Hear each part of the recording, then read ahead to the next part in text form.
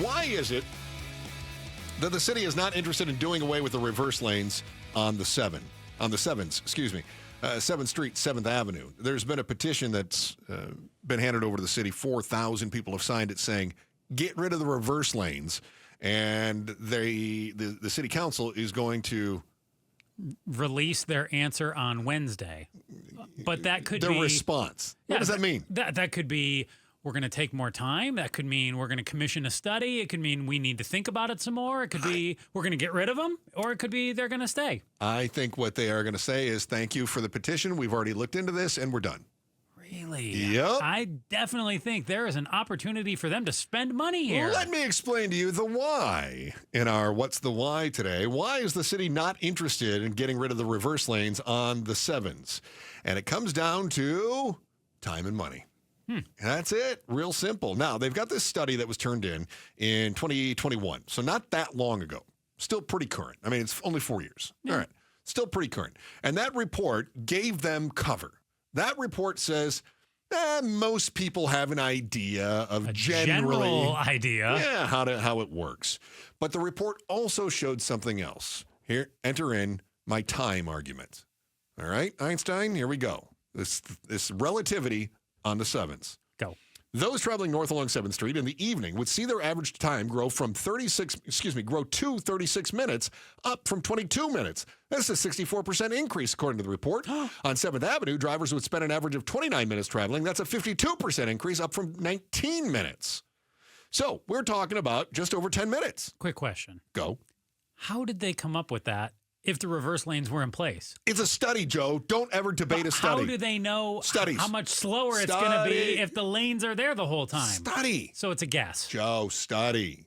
Guess. So the city published a report, and it had some suggested changes, like new digital signs to make it easier for drivers to know when the reverse lanes are in effect. I love this. I think that's great.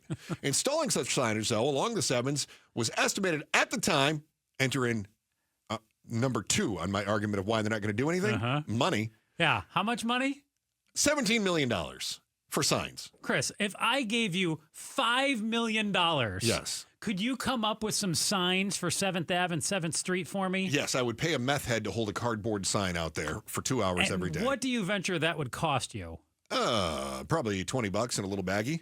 All seriousness, if I gave you $5 million, could you come up with some legit signs? Probably. $17 million? For signage. That's insane. They're digital signs. Have you seen the tariffs from China where we get the digitals? Oh my God. It's crazy. They should have just said this would cost $48 billion to put signs up. Let me make another point about $17 million. And again, back to my time and money. That was before we saw a record high inflation. For the record, I do agree with you. Change is tough for political leaders. Yes. And yeah, they don't like to admit they were ever wrong either. No, of course not. I agree with you. That would be a reason for them to resist this. So it saves the commuters about 10 minutes, but let's game this out a little bit. Based on their study. But it's a study. It was done by studiers, Joe. Quit doubting the studies. Go do your own study. I am. By the way, my meth head homeless solution is a brilliant one. $20 a day and a baggie, and we got the problem solved. You stole that from me in rehearsal. I did. You didn't have the guts to say it on the air. If it starts taking people longer to get from point A to point B, what are they going to do? If all of a sudden my commute jumps 14 minutes. They'll complain. Yes. And by complain, the fancy way of saying that is put pressure on the city to do something like expanding the lanes or some other expensive remedy. How do we expand the lanes? Or I lived in Omaha where you know what they did? They stacked them. Oh. They did another lane over the lanes. Nice. Yeah, it was double decker.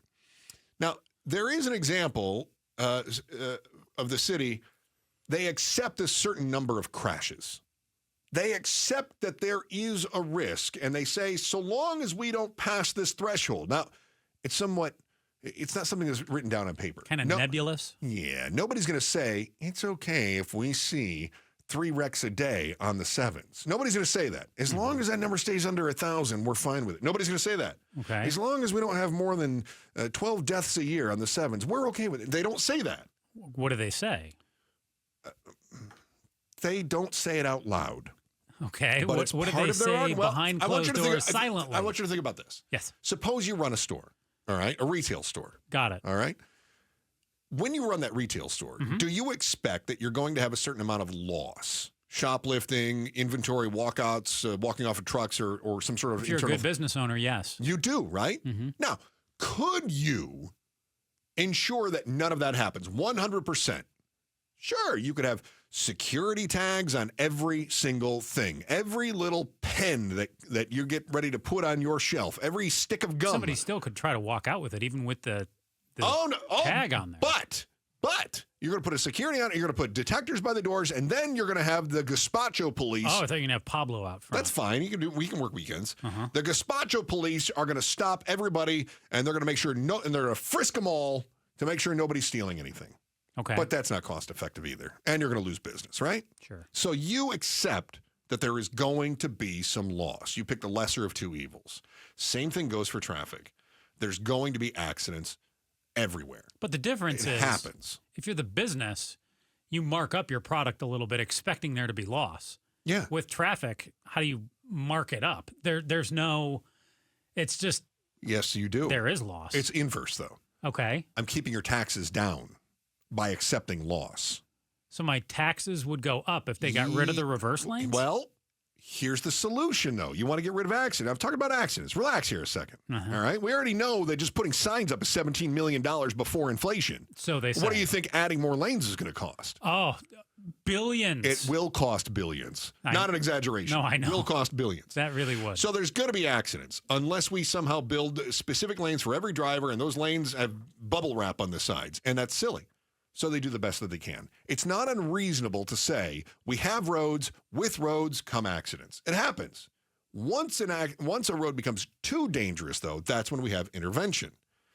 I got to believe that these reverse lanes are close to, if not beyond that calculus, between the value of the time and the value of persons and property.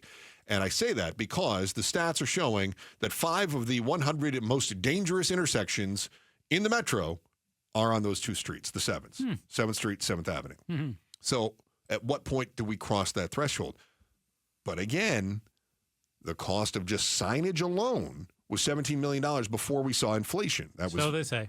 That is what they say. I know. I mean, obviously that's the number they have to work with. Yeah, I think that number is grossly inflated, but that is the number they're throwing out there. If you commission your own study, I will believe whatever it is that you come up with. I just did, and I have commissioned it, and here is the actual number right here, $3 million. Dear Mayor Gallego. Yep.